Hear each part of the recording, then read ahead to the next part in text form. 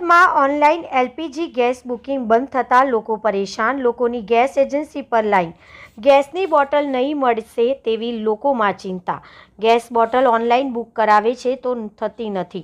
સરકારે તારીખમાં ફેરફાર કરતાં લોકોમાં પણ ચિંતા. લોકોએ સરકાર પાસે ગેસનો પુરવઠો યોગ્ય પ્રમાણમાં મળી રહે તેવી વ્યવસ્થા કરવા चिंता व्यक्त करी. भाविक पटेल, सूरत। मेरा नाम नसीम बानू।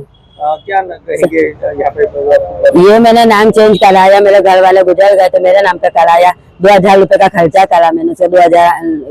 तो फिर बोले बाटला नोंदा गया, 8 दिन हुआ जी बाटला आया नहीं। घर पे से भी फोन करते तो यहाँ पे उचकते नहीं हैंगे, तो बाटला नोंदाता नहीं हमारा, तो उसकी प्रॉब्लम है हमारे को। इस तरह की परेशानी हो रही है।